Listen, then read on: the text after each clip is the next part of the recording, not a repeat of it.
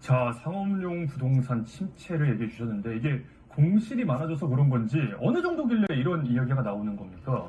예를 하나로 들게요. 이곳은 미국 샌프란시스코 금융지구 중심가에 있는 22층 건물입니다.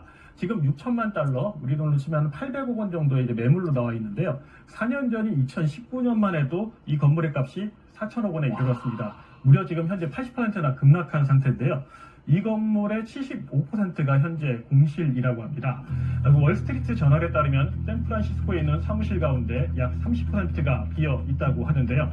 4% 수준이었던 2018년과 비교하면 7배에 달하는 수치입니다. 지난해부터 대규모 정리 해고에 나선 빅테크 기업들이 사무실을 줄이고 재택근무가 일상이 된 게 영향을 미쳤다는 분석인데요. 뉴욕 맨해튼과 로스앤젤레스 등 다른 대도시도 사정은 비슷합니다. 글로벌 신용평가기관 무디스가 집계한 올해 1분기 미국 사무실 공실률은 19%로 1992년 이후 31년 만에 최고 수준이라고 합니다.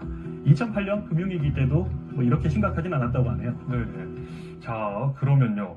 이렇게 공실이 수두룩한 빌딩이 있고 그 빌딩에 대출을 해준 은행이 좀 위험해질 수 있다 이런 거죠? 네, 이 구조를 보면 부동산 회사들이 대출을 해준 그 은행들이 위험해질 수밖에 없다는 건데, 왜냐하면 공실이 수두룩하니까요.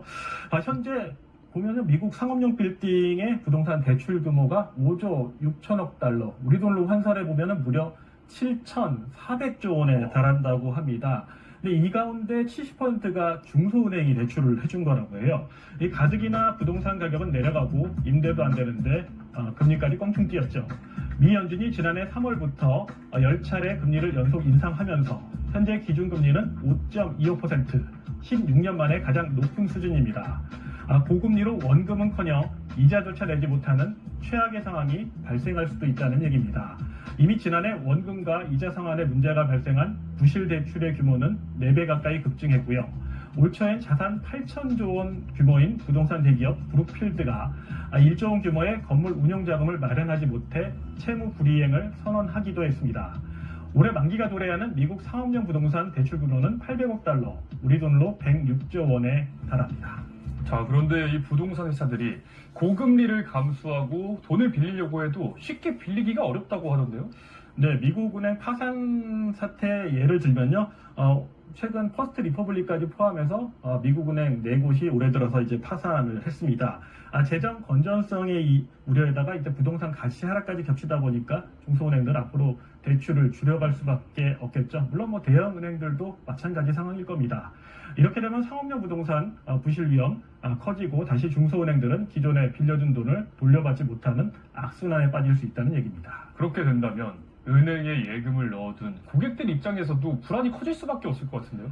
네, 고객들 입장에서는 예금 대량 인출 사태, 즉 뱅크런을 우려할 수밖에 없는 상황인데요. 이게 재발될 수 있다는 우려가 다시 커지고 있습니다. 퍼스트 리퍼블릭 은행에 이어 매각 가능성이 거론되고 있는 미국 지역은행이 있는데요.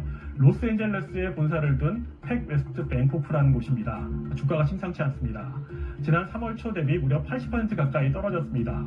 지난달 말 1분기 실적 발표 당시 50억 달러, 우리 돈으로 6조 3천억 원가량의 예금이 줄어든 것으로 나타났고요.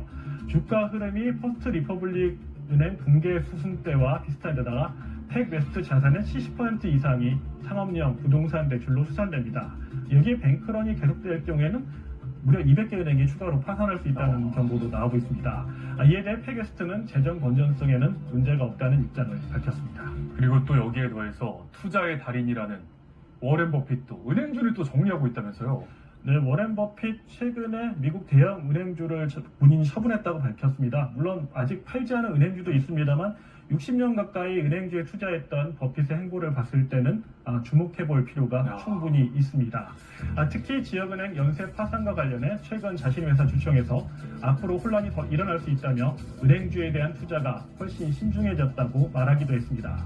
하지만 한쪽에선 제2 금융위기 충격이 올 정도로 상황이 심각하진 않다는 분석도 나옵니다. 사무실을 제외한 상업용 부동산의 지표는 탄탄한 편이기 때문인데요. 그러니까 쇼핑몰 같은 경우 예를 들면 공실률 높지 않고요. 미국 3대 호텔 체인의 경우 올 1분기 매출액이 지난해 같은 기간보다 오히려 30%씩 증가했다고 합니다.